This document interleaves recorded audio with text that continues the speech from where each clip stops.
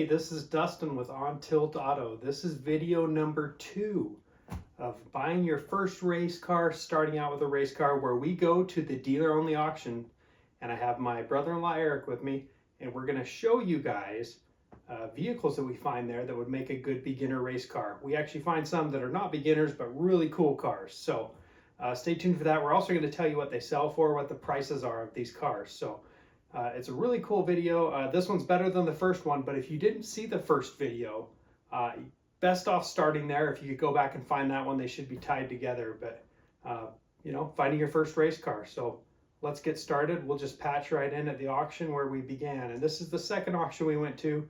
We went to 2. The first video was just the first auction. This one is the second auction. So it's longer, it's got more cars, better video, but save the best for last, right? So we're going to cruise around in this Jeep.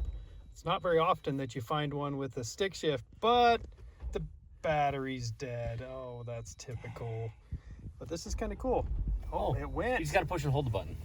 So we got a 6-speed in this Jeep. So not a track car, but we're going to drive around and find a few with it. Everything's a 2005 BMW Z4, 3? I forgot already.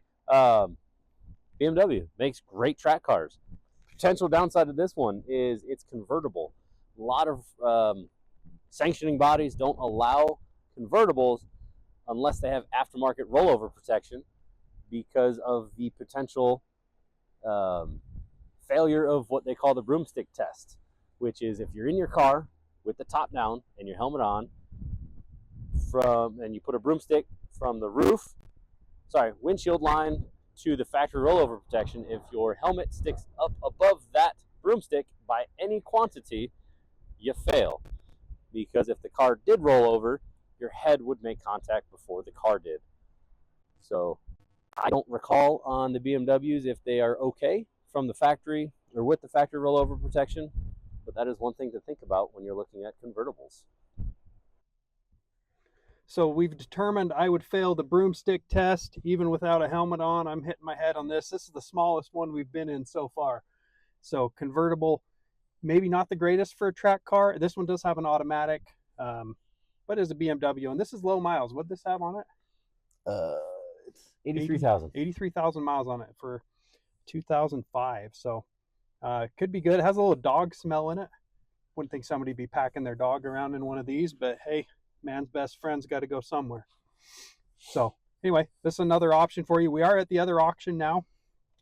These are not going through today. They're going through tomorrow.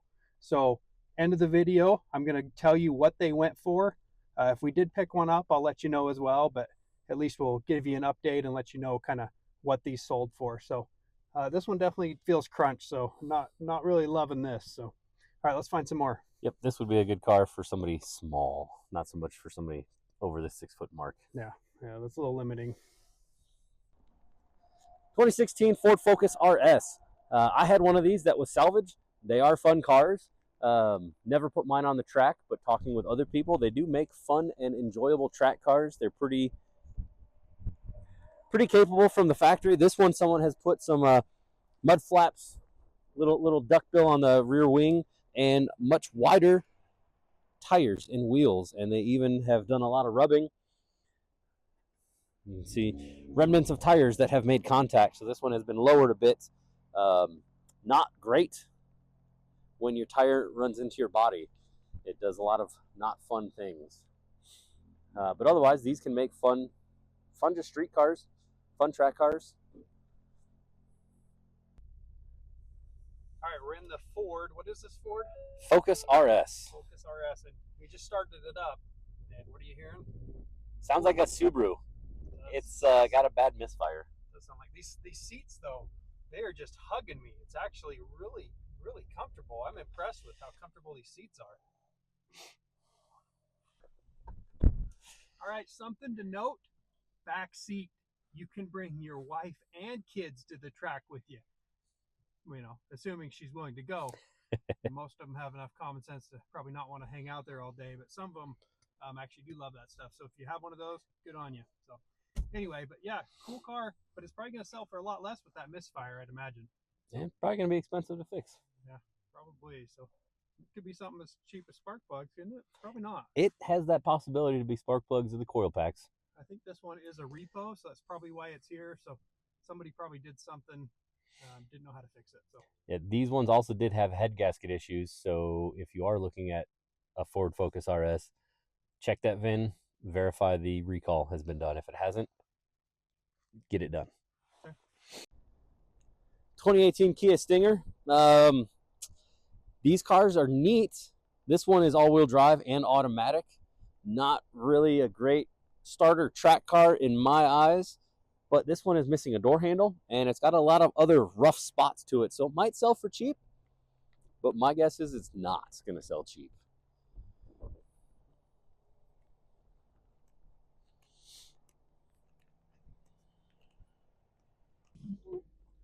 all right, so we're inside this Stinger here. It's making some noises for us, shutting it off. But music when you turn kind it of a off. comfortable car, but really not a lot of headroom either for somebody 6 foot or taller. Works all right for Eric. But, Yep. But yeah, not a bad looking car. But inside this is pretty nice. Just the body's a little rough, so it may go closer to the $10,000 mark. But we'll keep an eye on that one and update you on the video too. But once again, back seat, bring that wife and kids with you to the track. So looks like you even got GPS in here, but a lot more features than you probably want in a typical track car, especially for starting out. So yep, features add weight. Yeah, they do actually. So all right, let's go find some more. Civic Type R 2020. This one I don't know anything about on a racetrack, but on paper it would make a fun, great car. But being that it's got that Civic Type R badge, probably going to go for a bit more money. Interior looks really neat. I like the combo red and black. Should be very comfortable. It's got some pretty deep bolsters on the seats, which would do a good job of keeping you in your seat on the track. All right, we're inside that Civic. It does sound pretty good. You guys can hear that revving it up. It almost looked like it was an automatic, but it is a manual. Nice little car. It's kind of perfumey in here. I think they were hiding maybe the scent of some devil's lettuce or something in here. It's possible. Anyway, another back seat. This one's definitely going to be out of the price range if you're looking for a starter one, but there are some older ones of these, right? Do you know when that came in? The original Civic Type R was old. I mean, like 90s, I believe. That's the first one I've seen at the auctions that I've been to, so I don't think they're as common as some of the other cars. So could be wrong. I'd have to research, but this might be the first Civic Type R that America got. Okay, let us know in the comments if you know a lot about these Civics. Let us know what we don't know. So yeah, we'd appreciate that. So what are we pushing there? We got track mode, sport mode. Basically. A lot of technology in this one, probably making it a little heavy, but that Civic side makes it light anyway. But yeah, these seats are comfortable. I like it. That red and black's it's nice looking. Very comfortable. Just gonna walk by a couple more over here. We've got a sweet Lincoln Town car, which I think that would actually make a pretty good drift car. What do you think? I mean, long wheelbases are a little easier to drift. It's probably already rear-wheel drive. Probably doesn't have enough power. Yeah, but it would be a power issue, huh? It would make great to drift your friends around. So 100,000 miles on this sweet Lincoln. So maybe just shuffling your friends to the race to kind of show them your car, maybe, huh? Make you feel like an executive. So, but what do we got right here? A pretty slammed Scion FRS. Yeah, I think that might get high centered on a dog turd. Yeah, it'd be pretty close. Interesting. 50,000 miles. That one's going to definitely be out of the starter price range. It has potential to go for no more than 15, which depending on what your budget is perfectly there. Some in the comments, let me know what that says. We struggle with English around here, so I don't quite know what that says, but I think it says watch for dog turds in street. Once again, not a starter car, but super sweet. Absolutely love the Corvettes. Looks like this one, 2024. This is like brand new. Look at that. Why don't you see how that fits the interior in that thing? That is beautiful. Beautiful car. Why don't you jump in there, Dustin, see how it fits you? All right, so Eric dared me to get in here. I've actually never driven one, but I guess guy my size, I don't fit too well. I'm hitting my head on the top. I've always wanted a nice Corvette, but I guess maybe that's not realistic for me. It does have a pending pickup sticker on it from, it looks like July, so it wasn't sold. So this was brought to the auction. I guess it's been sitting on the lot for long enough. So pretty sweet, just dirt and dust all over in it, but had the windows down. Anyway, sweet car. Looks like Eric fits in it a little better, but man, that's really tight. I didn't realize how small the Corvette was inside. So it looks like this is a GM reacquired vehicle. It says what it is, but I'm not going to sit there and read it. So I guess that's why it's back here. Maybe GM picked it back up from the dealer and they're putting it through the auction. So this is the GT500. I don't know a whole lot about these. Makes a lot of power. A lot of power, huh? Any guess on the horsepower? Somebody could probably tell us in the comments. 6 something, I want to say. 600 something maybe. It sounds good. How many miles are on this? 23,000. 23,000 miles on this Mustang. Surprisingly, I fit right in it. Plenty of room, so that's cool. I'm not a huge Mustang fan, but if I don't fit in a Corvette, you know, maybe I've got to go that alternative route. So let's rev that up a little bit. That sounds nice. So we got an exhaust button here. So it looks like it's got quiet mode on the exhaust. Normal. That's normal.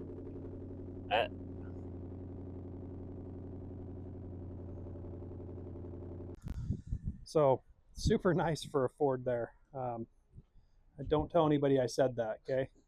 But yeah, that's a nice car. Comfortable inside. Sounds amazing. Got a nice Camaro behind it. ZL1. Don't know a ton on these. I'm sure it's got that 6.2 in it though. Supercharged. Only 2,000 miles. This one's supercharged? Mm-hmm. Go. Yeah, that'd be another sweet track car. Definitely not going to be in your beginner price range, Mm-hmm. but maybe I better hop in this Camaro, see if I fit in that. Mm-hmm. Well, yeah. I guess I don't have to settle for the Mustang, guys. But you should. I fit in the Camaro, so nice car. This is actually pretty comfortable. My head's not hitting. I'm not sure what's the deal with the Corvette. A little disappointed, I guess, but they don't care if I want it or not because I can't buy one anyway. So, all right, looks like Eric was right. This one is supercharged. So I don't know what the horsepower is on this either, but I'll bet it's over 600 as well. Like to see this Camaro and the Mustang go at it side by side. That'd be pretty sweet. Mustang's winning. Oh, come on. I don't know about that. Come on, guys. Let's hear it in the comments. Mustang or the Camaro. We got both sides here. So look, you still got smoke coming out of that Mustang's exhaust. Eric says the smoke coming out of that exhaust is it just spewing horsepower. See, I wouldn't have even known how to open that hood, so good thing Eric's here. Racecar. There you go. Supercharged. All right. This is supercharged as well. Yep. GT500.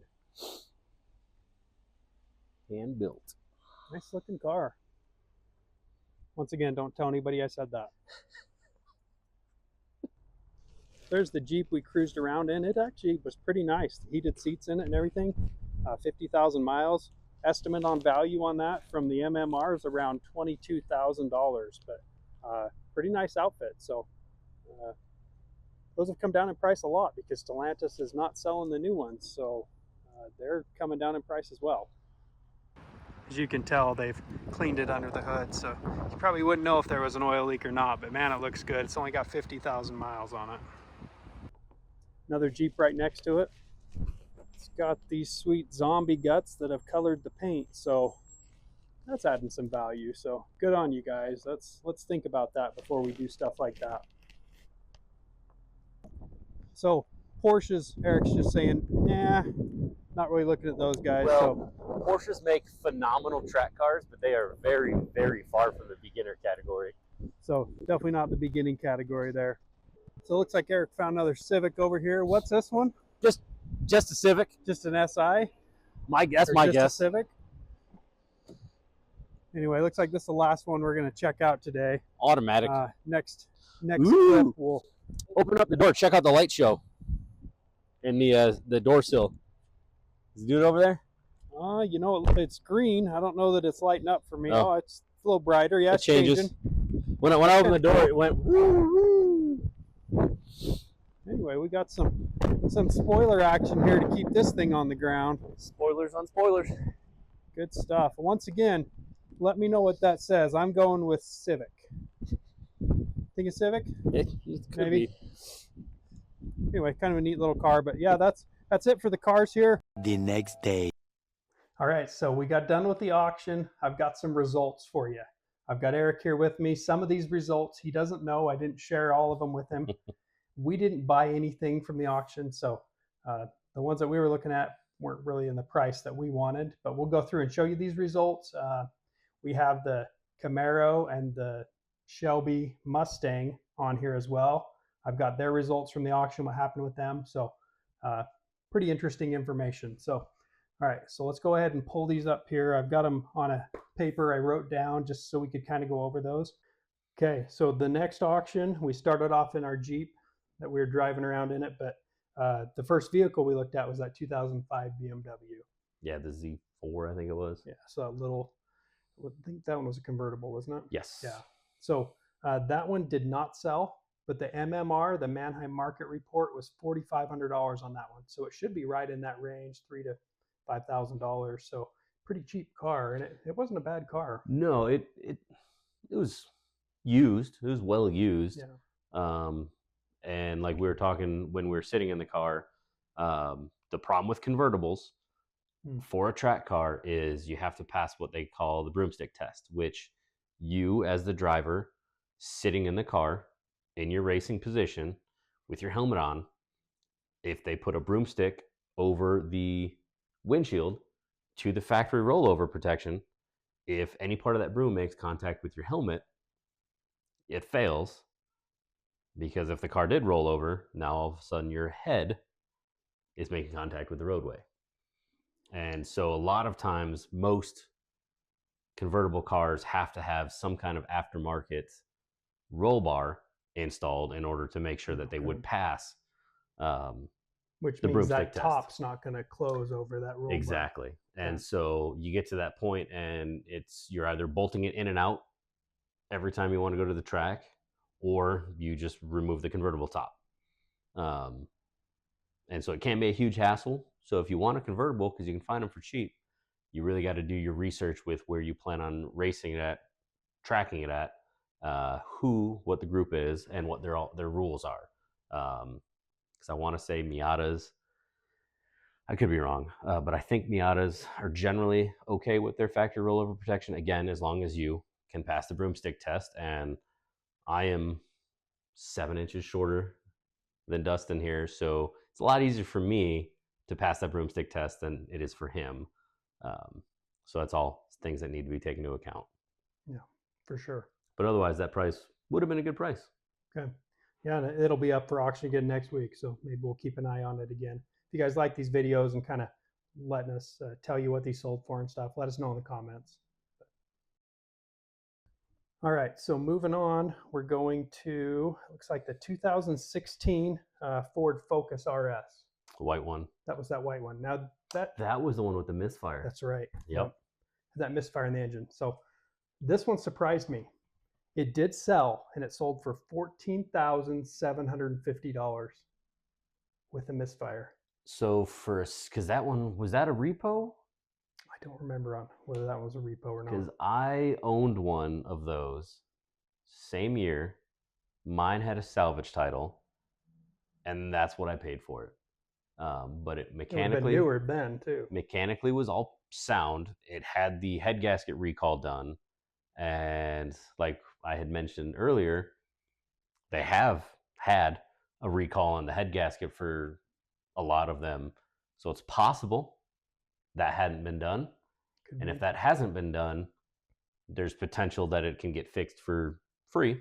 Yeah. But that is the gamble. It could be as simple as, I think you threw out possibly a spark plug, Might be a coil, could be an injector, or it could be the whole head gasket. And then you got to pull the whole engine apart, possibly rebuild the whole thing. Well, somebody thought they knew what they were getting there. So keep in mind too, these prices, this is auction price.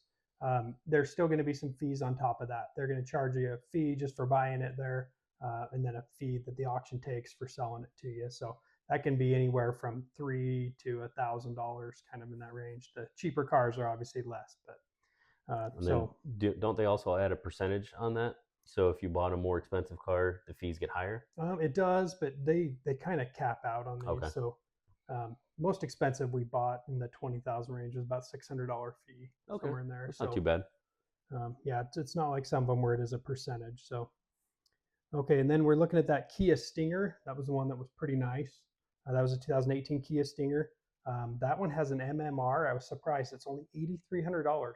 That's what the MMR was. So low from what that car was new. And it did not sell. So I didn't watch that one live because I didn't even think that was going to go in the price range that we were looking at. But it actually technically would have. But $8,300 is what that MMR was, but nobody bought it. So yeah, and again, I don't know much of anything about those other than when they came out, they were really neat cars, kind of pricey for what seemed to be the market they were gearing it towards. And then that one I know was missing the passenger door handle, and I don't remember what else was or wasn't wrong with it. Things, yeah. But that price sounds like it'd be good. Again, I don't know if it'd make a great track car. Just fun car anyway. But it would make for a fun car, yeah. All right, so the next one was that 2020 Civic Type R. Yes.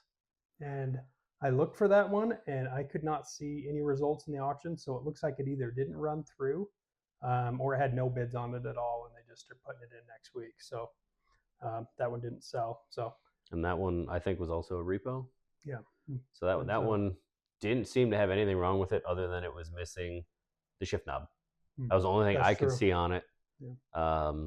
So that one will probably go for a pretty normal price. So not a great starter car budget-wise, but from everyone I've talked to that has one, they love them. They drive great. So if it fits in your budget, it would be a good car. Yeah. Okay. And then we walked through and we saw the Lincoln Town Car. Old. That sweet limo. So VIP and around. So that actually went through the auction, didn't sell.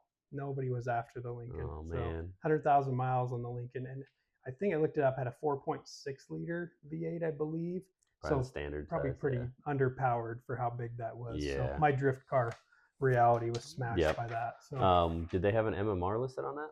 It did not. It is not something that's common enough to run through the auction to even give a price. So okay.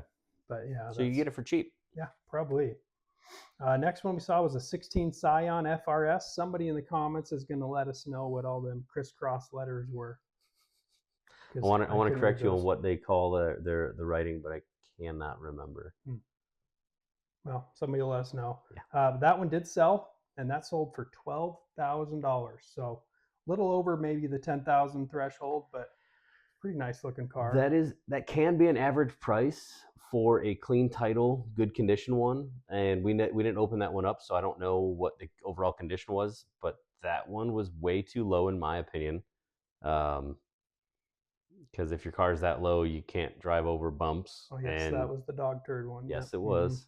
But it's a great platform to start with for a track car.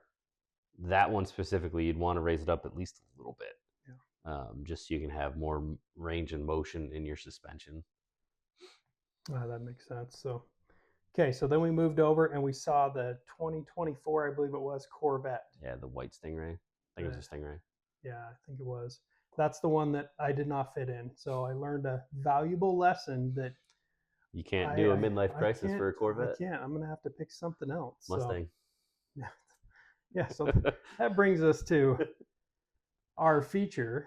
So we have the Mustang and the Camaro dueling off at the auction. Which one will bring the most money? You don't know what these are at. I don't. So. What was the year on the Mustang? That was the 21, I think. So that one was a 21 Ford Shelby GT500. Yep. And what was the ZL1 Camaro? That was a 2022. So the Camaro was newer.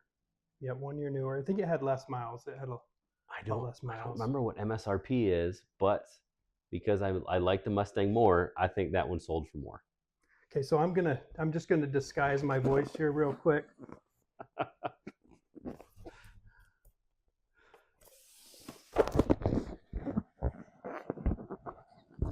We don't want people knowing that I'm talking about a Mustang in a favorable manner. You sound very feminine So right I had now. to disguise my voice. It's gonna fade off. I did like the Mustang. Okay, hopefully that wore off. Can talk normal now. You're getting So there. yeah, the Mustang versus the Camaro. I like the Camaro better. It was a much nicer looking car to me. I've But never been a GM fan personally, and again, I like the Mustang better. I'm also not a Ford fan. we didn't start that Camaro, but we did start the Mustang. That thing sounded awesome. The flat plane V8 in that GT500 and the GT350. Not that they had one, but they sound amazing. Yeah. So all right, here we go. The 2021 Ford Shelby did not sell. Oh, Nobody wanted it. really? Well, people wanted it. Eric wanted it, but it Mhm. was a $70,000 MMR, Oh wow. Okay. and it just Was didn't there sell. no- There wasn't buyers. Not even for any it. bids for it. I didn't see any bids on it. Man, we should have been watching online. We could have bid 10 grand. Yeah, well, they don't do it that way. So the way these auctions work, it's not an absolute sale I where they're know. going to take whatever comes. They have a reserve, so I didn't meet it. But the Camaro, on the other hand, did sell. Oh, So the Camaro sold for $64,500. okay. Don't know if So- that's a good price or not. But yeah, it's gone, unfortunately. But the Mustang's still there for you. Yep. So, and then the Jeep, we showed you that Jeep that we were driving around in with the manual. Green Wrangler. That green one, yeah, it was actually really nice. Had the heated seats, heated steering wheel. It wasn't leather or anything, but No. it was pretty nice, Yeah. pretty nice Jeep. So we did notice one thing on the spare tire on that. Eric Ooh. like shook the back of it, and I guess the weight of those bigger tires it was like kind of pulling the body panel. It was a lot for the factory hinges on the trunk, because when you closed it or just grab it, it shook like it was wanting to fall off, and it was a lot bigger than factory. So that's something to think about if you have one. Yeah. If you're gonna put a large spare tire to match the larger tires on the Jeep, the hinges that you're mounting it all to might not be fully rated. So you might need to look into a like an aftermarket bumper I've seen where they have the spare tire bracketry attached to it to be more beefy. Yeah, that's probably what it needs. But it did sell. Good looking Jeep. It sold for Mhm. $21,800. So I think that was a pretty I think fair that's a price. good price. Yeah. I don't know anything about Jeeps. Last one I had was a $5,000 Jeep. Yeah. But yeah, Definitely not in the race car category No, there. But not at all. it was a nice Off-road Jeep. race car. It was nice looking. Yeah, a little Yeah, off there you road go. there. So yeah, so that's going to give you guys kind of a summary here. These aren't all the cars that necessarily Eric might recommend or that you can find for doing racing, but this is what we found at the auction. Yeah. So this is something that they're available.